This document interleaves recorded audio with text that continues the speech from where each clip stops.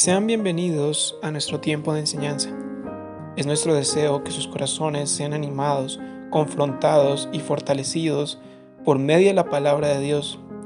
Recuerden tener Biblia y apuntes a la mano y sobre todo, corazones dispuestos a oír la voz de Dios. Regresamos al Evangelio según San Marcos capítulo 7 para nuestro estudio en este tiempo. Les voy a dar una paradoja. Hay alguien a quien se le permite hablar y no puede. Y cuando puede hablar, no se le permite hacerlo. ¿Quién es? Marcos nos va a contar de ese personaje el día de hoy. Entonces vamos a Marcos capítulo 7, versículos 31 al 37. Otra vez salió de la región de Tiro y pasó por Sidón, al mar de Galilea, dentro de la región de Decápolis. Le llevaron a uno que era sordo y hablaba con dificultad, y le imploraron que pusiera la mano sobre él. Jesús lo apartó de la multitud y le tapó los oídos con los dedos. Y después de escupir, tocó su lengua con la saliva, y mirando al cielo con un profundo suspiro le dijo: Efata, es decir, ábrete. Y sus ojos fueron abiertos y el impedimento de su lengua fue quitado. Y empezó a hablar claramente. Y le ordenó que no se lo contara a nadie. Pero cuanto más le ordenaba, más seguía proclamándolo. Estaban completamente asombrados y decían: Él ha hecho bien todas las cosas. Hasta hace que los sordos oigan y los mudos hablen. Es imposible, al estar en el Evangelio de Marcos, dejar de notar que él está narrando historias. Nos ha contado la vida y ministerio del Señor Jesucristo, una historia a la vez. Vamos al contexto de esta historia. Jesús ha estado por un año en la región de Galilea, al norte de Israel. Al sur del país se llama Judea, donde está Jerusalén. Al norte el país es más rural y se distingue porque allí se ubica el lago o el mar de Galilea. Hay muchos pueblos y aldeas alrededor de esa zona, pero es una zona principalmente agrícola. Cuando lleguemos a Marcos capítulo 10, Jesús abandona definitivamente Galilea y se dirige a la región de Judea, donde pasa los últimos meses de su ministerio, que concluye con su entrada triunfal a Jerusalén, su muerte, resurrección y ascensión. A esta altura del registro, ha salido de la región de Galilea y ha entrado Jesús a territorio gentil. Eso es lo que nos relata Marcos 7:24. Fue a la región de Tiro, que hoy corresponde al Líbano, y va con los 12. Lo lleva en este tipo de seminario caminante por algunos meses. El propósito de Jesús es estar a solas con ellos y luego de caminar sobre el mar. Recuerden que ellos han dicho que Él es el Hijo de Dios. Esa es una confesión salvadora y es hora para ellos de intensificar su entrenamiento personal. Jesús ha ministrado a las multitudes al inicio de su ministerio, pero luego solo se enfoca en hablarles en parábolas que no entienden y además Él no les explica. Este es su juicio debido a su incredulidad. Solo le explica las parábolas a los 12 en lo íntimo. No es hora para Jesús de enfocarse en las multitudes, ahora se enfoca en sus 12. Tienen estos 12 una misión única, formidable. Ellos iniciarán un movimiento de proclamación de salvación solamente en Cristo y su obra a cada rincón del mundo. Deben estar preparados para eso. Jesús los lleva en este viaje a regiones gentiles aisladas, lejos de las multitudes en Galilea, a tener tiempo ininterrumpido con ellos. Aunque quiso pasar desapercibido, la gente en Tiro le reconoció y se agolpó masivamente a su alrededor. Fue allí, en la región de Tiro, que tuvo ese encuentro que estudiamos la última vez con la mujer griega que tenía una hija endemoniada. De esta mujer Jesús dijo que tenía una gran fe y al final su hija fue liberada. Pero lo más importante es que ella demostró una fe salvadora. Jesús pudo hablarles a sus discípulos y a nosotros de lo que es una fe verdadera. Después abandona Tiro y retomamos la historia en el versículo 31, donde dice: salió de la región de Tiro y pasó por Sidón. Jesús ahora se dirige más hacia el norte.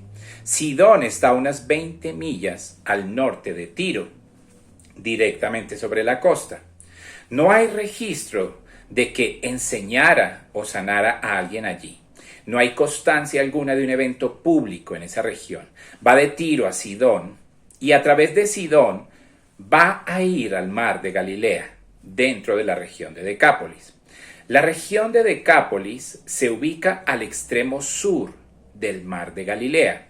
Se le llama así porque es una región compuesta por 10 ciudades.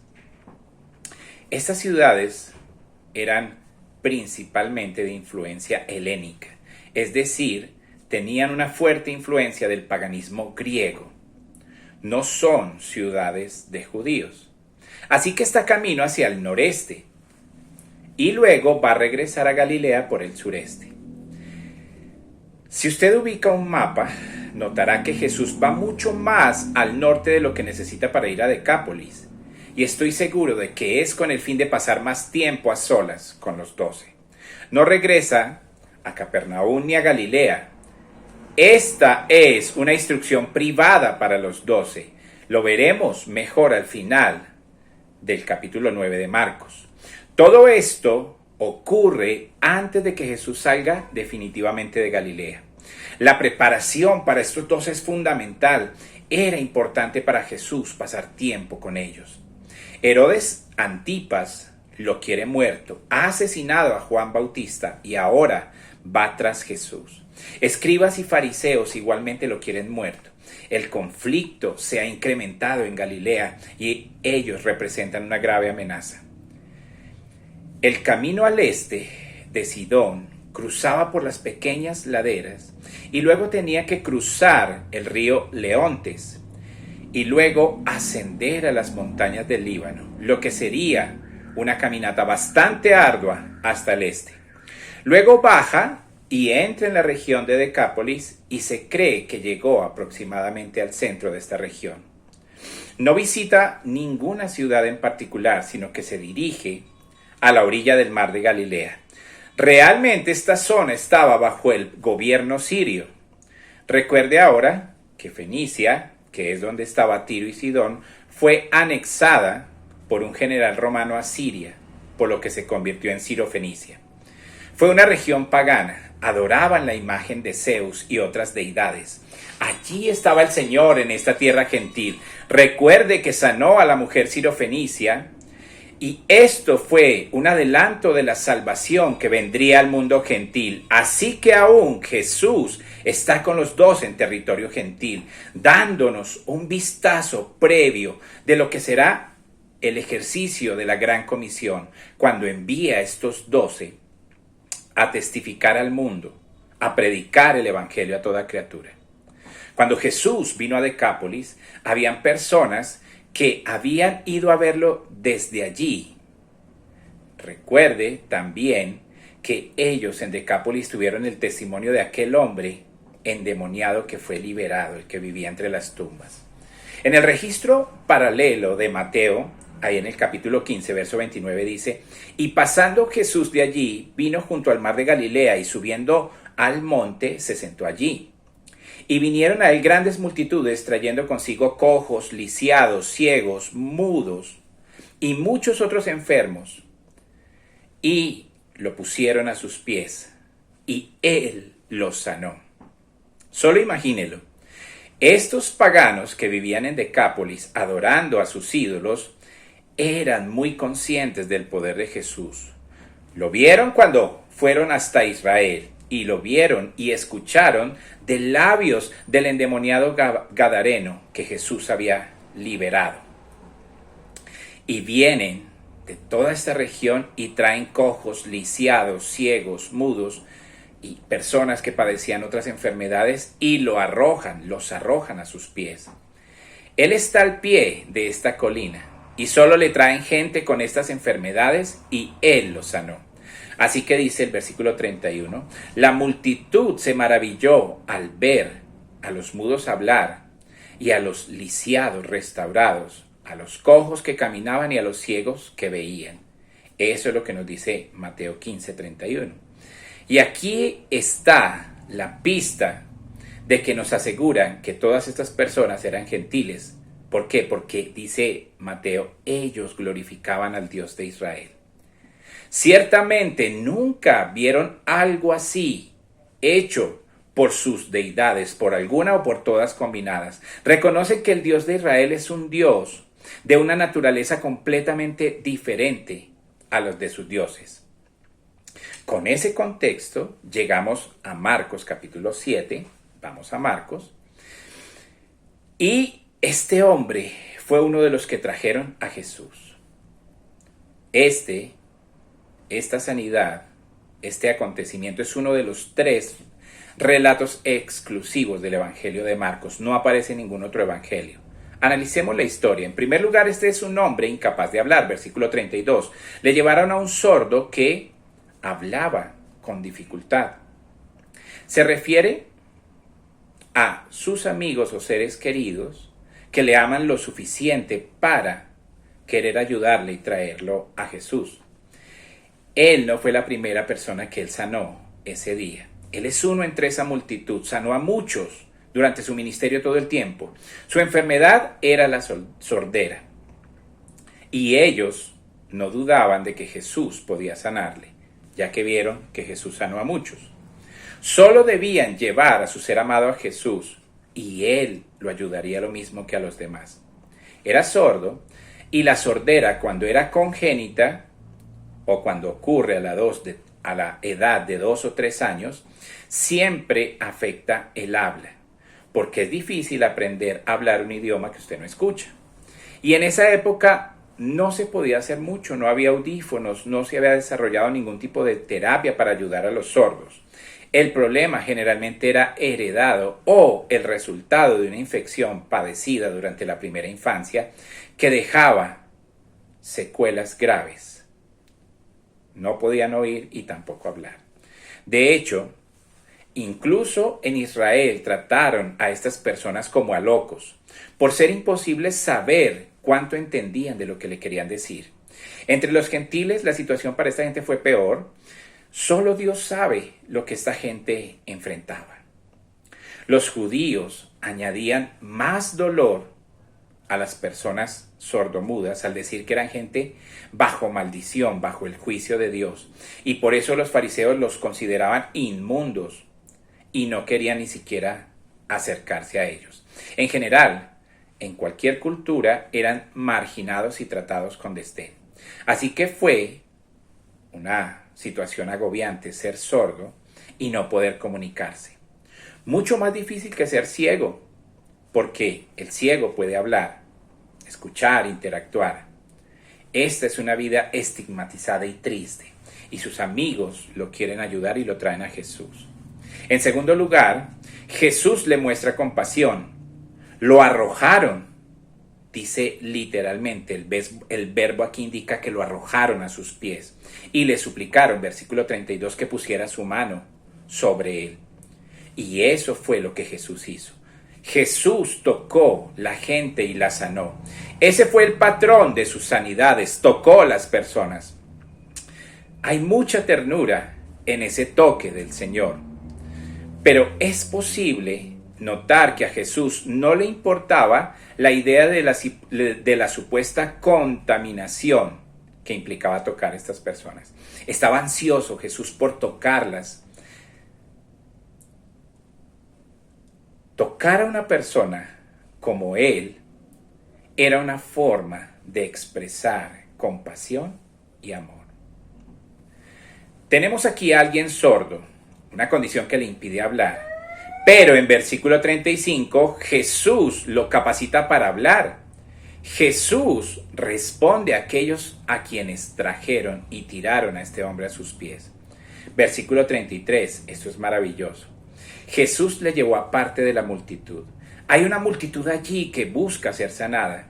Y Jesús aparta a este hombre y empieza a hablarle la propia versión del lenguaje de señas de Jesús. No había lenguaje de señas en esa época.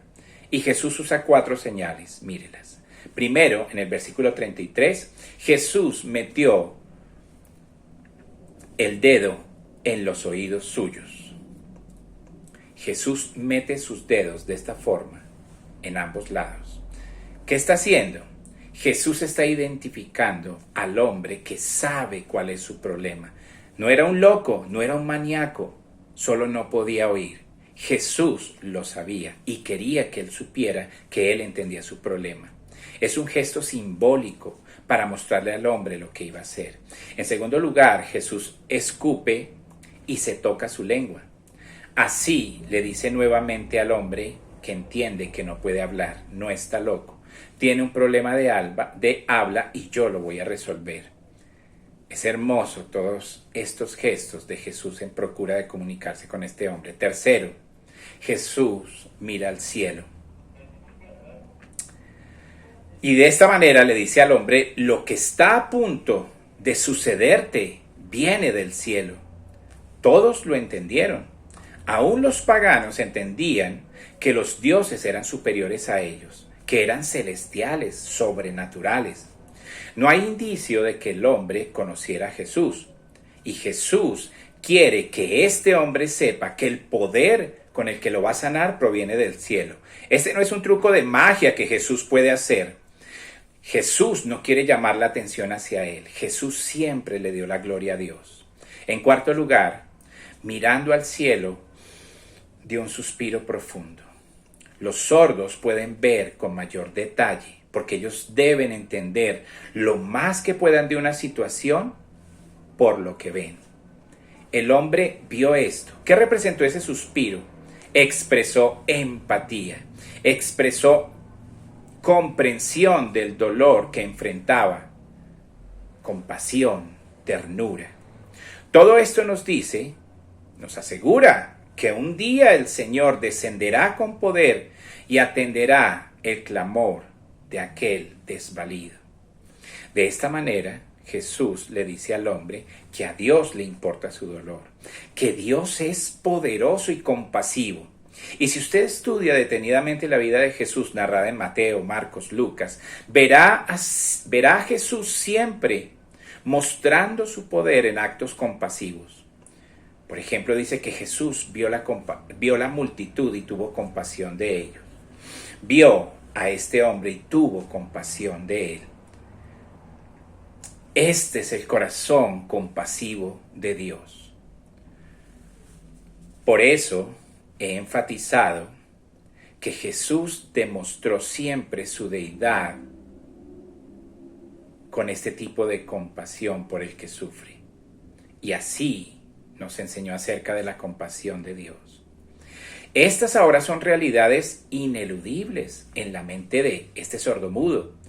Un poder compasivo del cielo va a cambiar su situación y lo va a hacer oír y hablar.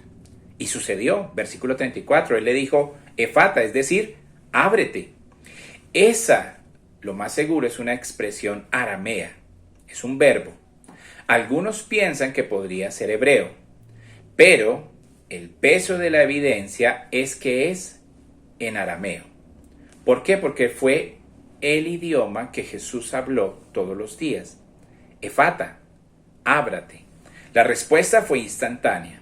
Con una palabra de su boca, este verbo, efata, vino el poder. En el versículo 35 dice, sus oídos se abrieron y el impedimento, esta palabra es como atadura, es la palabra que se usa para las cadenas que aprisionan a un prisionero. La atadura, la cadena de su lengua se rompió y comenzó a hablar claramente. En un instante, este hombre pudo oír y hablar con claridad, sin ningún tipo de terapia de lenguaje. Es impresionante, nunca en los milagros de Jesús hay un proceso de recuperación, es inmediato. No podía oír y ahora oye, no podía hablar y ahora habla, escucha y habla perfectamente. El hombre que no podía hablar, ahora puede hablar. En tercer lugar,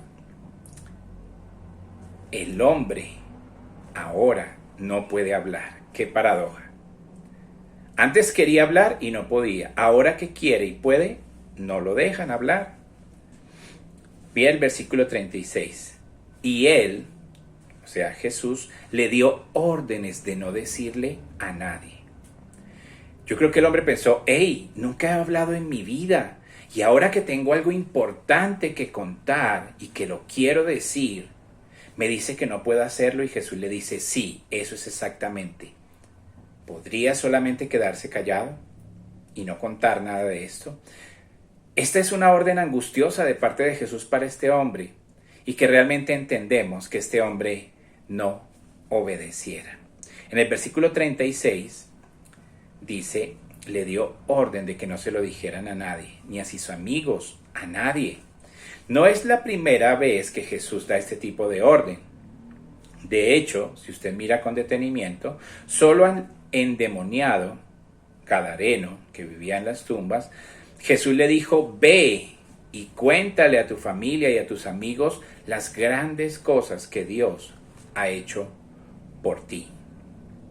Y él les contó y la gente en Decápolis estuvo asombrada. Pero, ¿por qué al endemoniado en Gadara le mandó que hablara y a este hombre le dice que calle?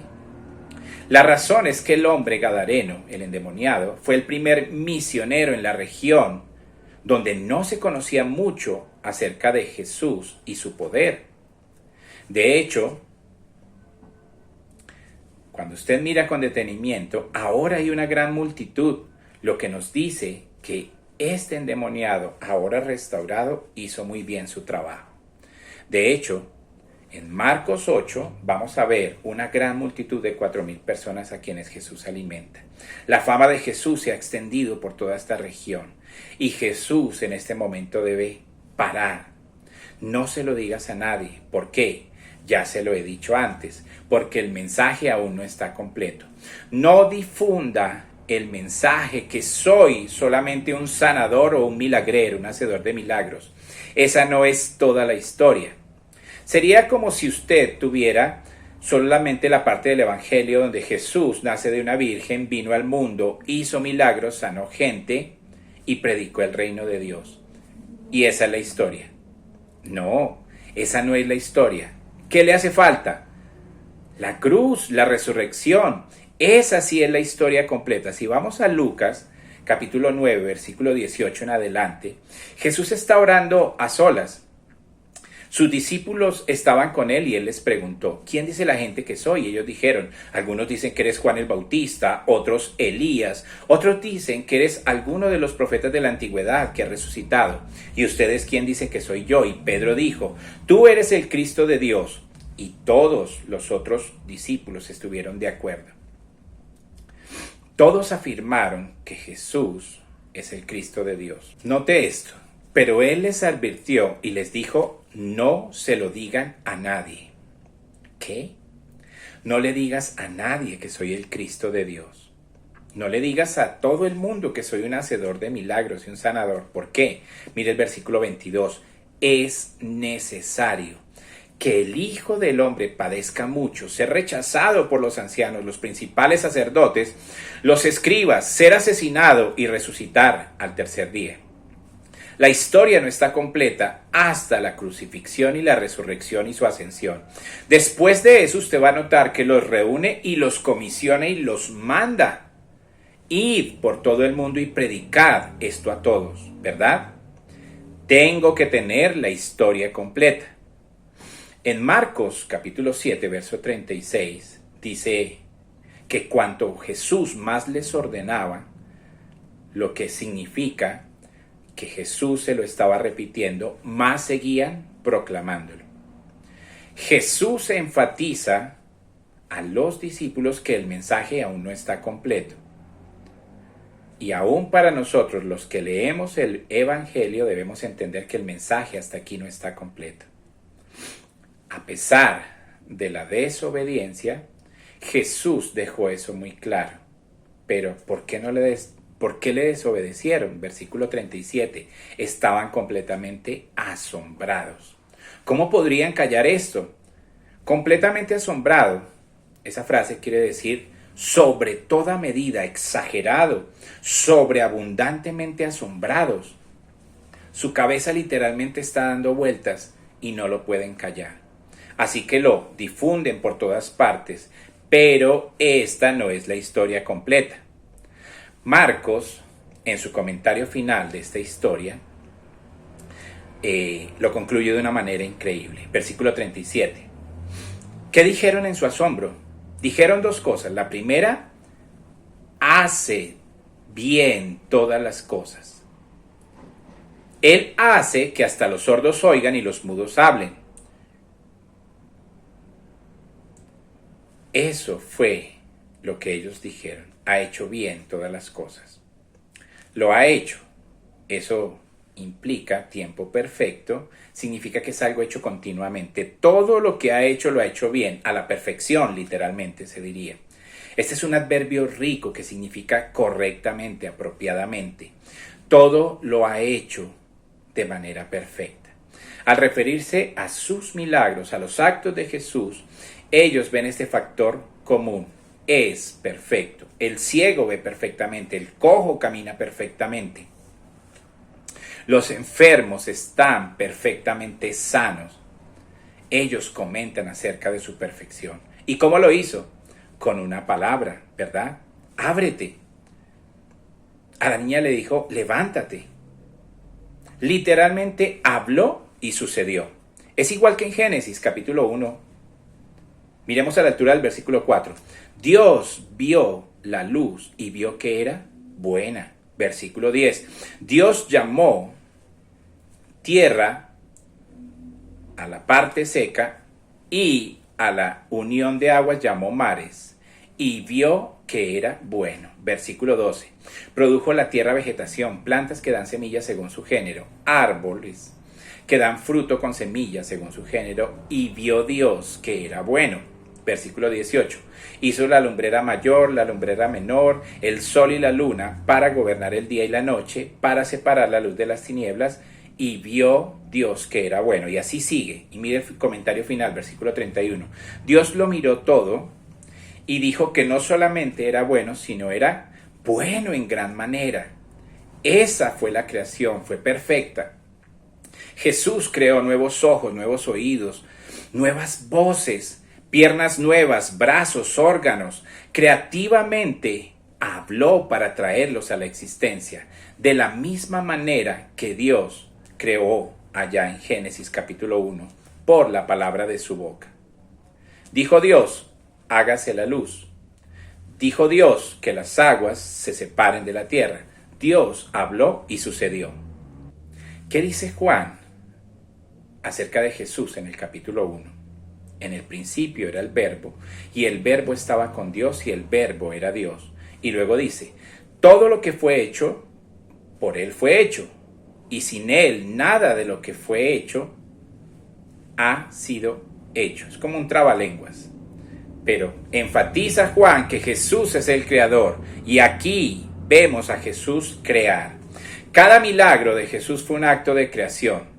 Fue traído a la existencia por su palabra, de la misma manera que Jesús había creado todo al principio del universo. Recordemos, Jesús es Dios.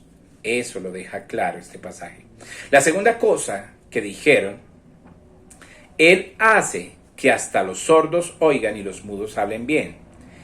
Es interesante que Marcos registre que, debido a que hubo muchas sanidades ese día, los ciegos, los cojos, así como los sordos y los mudos fueron sanados, pero la multitud usó esa palabra. Él hace que hasta los sordos oigan y los mudos. Esa palabra para mudo se refiere a alguien literalmente sin palabras, hace hablar a los mudos. fue la palabra que se usó normalmente, pero es una palabra distinta a la que usó Marcos ahí en el versículo 32 del capítulo 7, cuando describe al hombre como alguien con dificultad para hablar. Esa es una palabra diferente, es una palabra muy extraña, solo aparece aquí en todo el Nuevo Testamento. Es como si Marcos la hubiera sacado simplemente del aire. Pero recuerden, Marcos está escribiendo a gentiles que no conocen mucho acerca del Antiguo Testamento y por eso no lo cita. Pero aquí Marcos toma una palabra prestada de Isaías, de su profecía en el capítulo 35. Esta palabra que usó Marcos aquí en el versículo 32 solo aparece aquí. Y la palabra que tomó de Isaías también aparece solamente en ese capítulo en Isaías en todo el Antiguo Testamento. Esta profecía de Isaías se divide en dos partes. La primera es acerca del juicio. La segunda parte se trata de la salvación. La primera parte habla del juicio sobre Edom, Egipto, Tiro e Israel y Jerusalén. Y la segunda parte habla sobre la salvación que Dios traerá a Israel, incluso al mundo a través del Mesías. En Isaías 35 usted encuentra una transición del juicio a la salvación, de la condenación a la esperanza, del dolor al gozo, cuando viene la salvación. Y cuando llegue la salvación, la gran salvación del Mesías, y nos referimos con eso al reino milenario de Cristo, cuando Él venga a reinar sobre la tierra, las cosas van a cambiar. Isaías 35:1. Se alegrarán el desierto y el Arrabá. ¿Qué es el desierto? Se refiere a que ese desierto se regocijará y florecerá, como el azafrán, y florecerá abundantemente. Regocíjate con júbilo y gritos de alegría. Se le dará gloria desde el Líbano.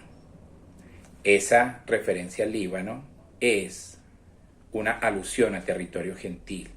Ese es el territorio de Sirofenicia, bajo el dominio de Siria, que alcanzó esa región alrededor del lago de Galilea, cerca a la tierra de Israel.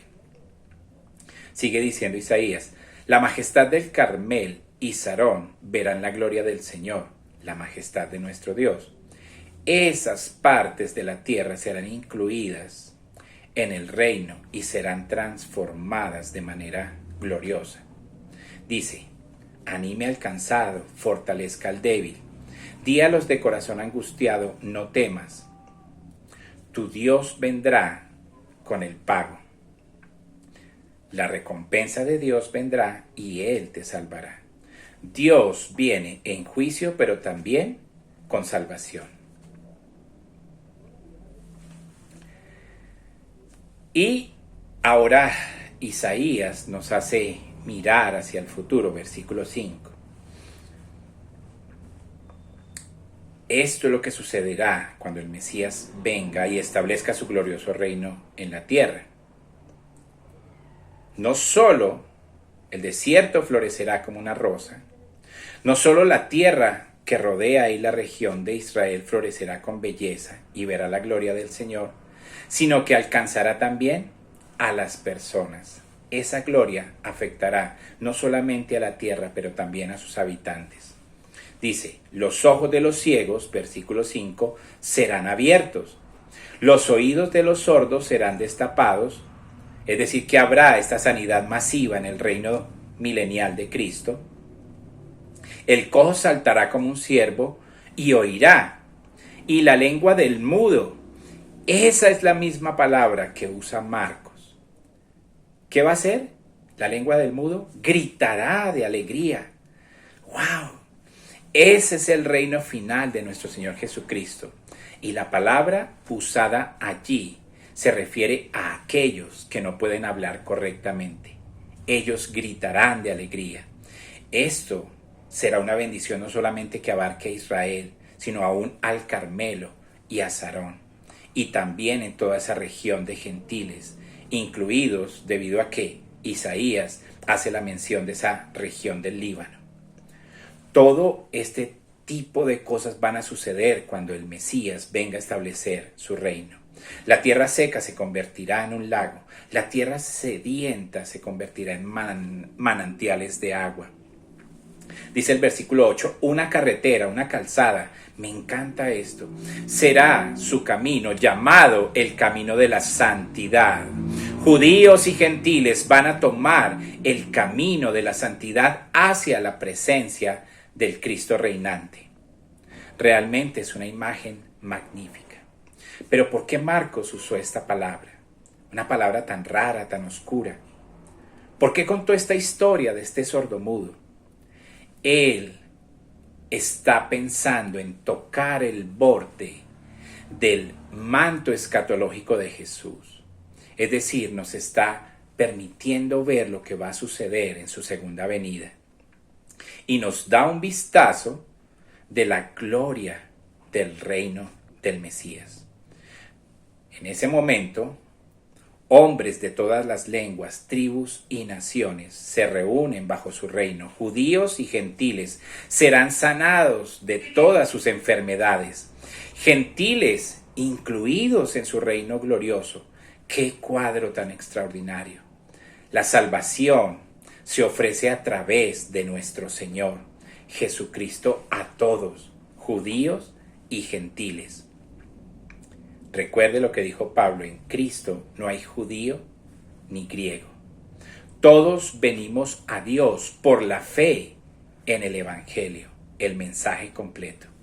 Jesús no solo fue un sanador, un hacedor de milagros, sino que es el Redentor que dio su vida en la cruz, pagó el castigo por nuestros pecados, fue resucitado de los muertos triunfante, y de esa manera Dios testificó que aceptó su obra, exaltándolo a su diestra en su trono.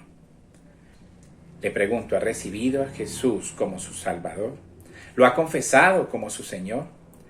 Él tiene el poder para sanar su alma aquí y ahora, y en el futuro le va a dar un cuerpo glorificado completamente, para que usted y yo podamos vivir en el cielo para siempre.